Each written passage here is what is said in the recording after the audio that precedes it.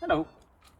I am working on salvaging some of our amazing compost, and we put everything in here from coal from the fireplace to landscape waste to old potting soil. What we're trying to do is minimize the use of peat moss based potting soil.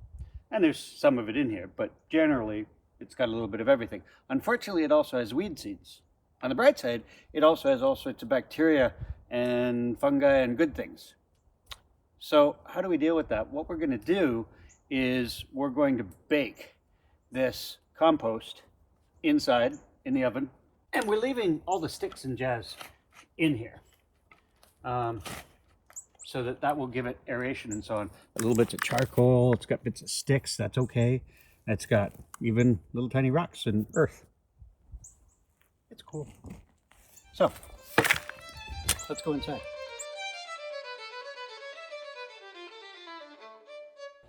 Okay, so I'm gonna fill this with water. Oh, hang on a sec, I gotta get stuff out of the way here. I was repotting my orchids this morning. So we're gonna fill this bag with water, because what we wanna do is make some compost tea. If I was doing my thing right, I would make aerated compost tea, and I would use the little bubbler from my fish tank that I can't find, and I would put that in there, and it would make the water aerated. But we're gonna do our best. I love working in the kitchen because you can use kitchen tools. And I don't have a cheesecloth bag, and I don't have any old pantyhose. Weird, eh? So I'm just going to use this bag, and I'm going to put a bunch of compost in here.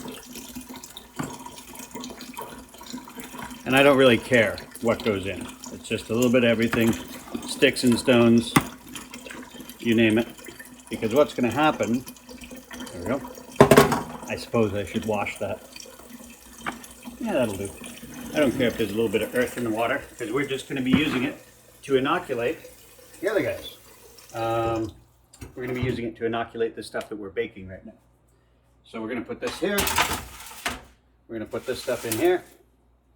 Like I said, it would be ideal if we had an aerator in there bubbling it away, and then all the microbes and fungi and so on would come out of the compost. They still will, just not quite as effectively, and into the water, and then we'll use that water to re-inoculate. So when all is said and done, we will have sterilized compost, a messy kitchen, and water to re-inoculate with all the good things that should be in a soil microbiome. Best of all worlds.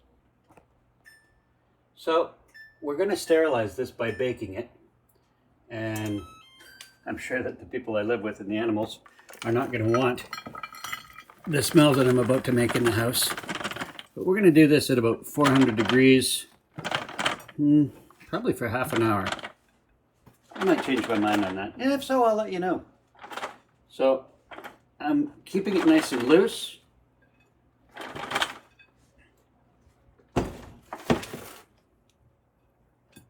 There we go. And now we're gonna bake it. Oops.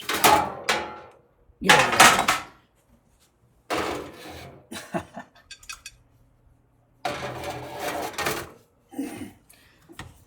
And we'll see what happens.